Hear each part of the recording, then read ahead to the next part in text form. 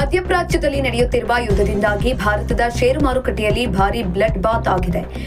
ಅಲ್ಲಿ ಯುದ್ಧ ನಡೆದ್ರೆ ಇಲ್ಲಿ ಷೇರುಗಳ ಬೆಲೆಯಲ್ಲಿ ಭಾರಿ ಕುಸಿತವಾಗುತ್ತೆ. ಇವೆಲ್ಲವೂ ಒಂದಕ್ಕೊಂದು ಅಂತರ ಸಂಬಂಧವನ್ನ ಹೊಂದಿವೆ. ಗಲ್ಫ್ ರಾಷ್ಟ್ರಗಳಿಂದ ಭಾರತಕ್ಕೆ ಪೂರೈಕೆಯಾಗುತ್ತಿದ್ದ ಕಚ್ಚಾ ತೈಲದ ಸರಬರಾಜಿನಲ್ಲಿ ವ್ಯತ್ಯಯವಾಗಿದೆ.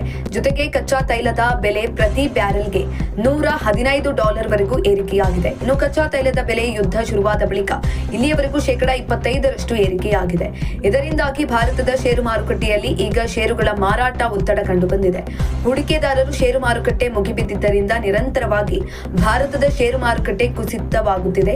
ಫೆಬ್ರವರಿ 28ರಂದು ಯುದ್ಧ ಶುರುವಾದ ದಿನದಿಂದ ಇಲ್ಲಿಯವರೆಗೂ ಭಾರತೀಯ ಹೂಡಿಕೆದಾರರು ಬರೋಬ್ಬರಿ 31 ಲಕ್ಷ ಕೋಟಿ ರೂಪಾಯಿಯನ್ನ ಕಳೆದುಕೊಂಡಿದ್ದಾರೆ. ಇನ್ನು ಕಚ್ಚಾ ತೈಲದ ಬೆಲೆ ಏರಿಕೆಯಿಂದ ಭಾರತದ ಆರ್ಥಿಕತೆಯ ಮೇಲೆ ಹೊಡೆತ ಬೀಳುತ್ತೆ ಎಂಬ ಭಯದಿಂದ ಹೂಡಿಕೆದಾರರು ಷೇರುಗಳನ್ನು ಮಾರಾಟ ಮಾಡಲು ಮುಗಿಬಿದ್ದಿದ್ದಾರೆ.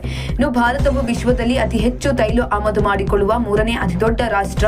ಇದು ಭಾರತೀಯ ಷೇರುಪೇಟೆಯ ಕುಸಿತದಿಂದ ಹೂಡಿಕೆದಾರರು 12.78 ಲಕ್ಷ ಕೋಟಿ ರೂಪಾಯಿ ನಷ್ಟ ಅನುಭವಿಸಿ ಕಂಗಾಲಾಗಿದ್ದಾರೆ.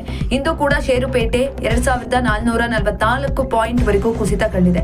ನಿಫ್ಟಿ 729 ಪಾಯಿಂಟ್ ವರೆಗೂ ಕುಸಿತವನ್ನ ಕಂಡಿದೆ. ಇಂತಹ ಇನ್ನಷ್ಟು ವಿಡಿಯೋಗಳಿಗಾಗಿ ಲೈಕ್ ಮಾಡಿ, ಫಾಲೋ ಮಾಡಿ, ಶೇರ್ ಮಾಡಿ.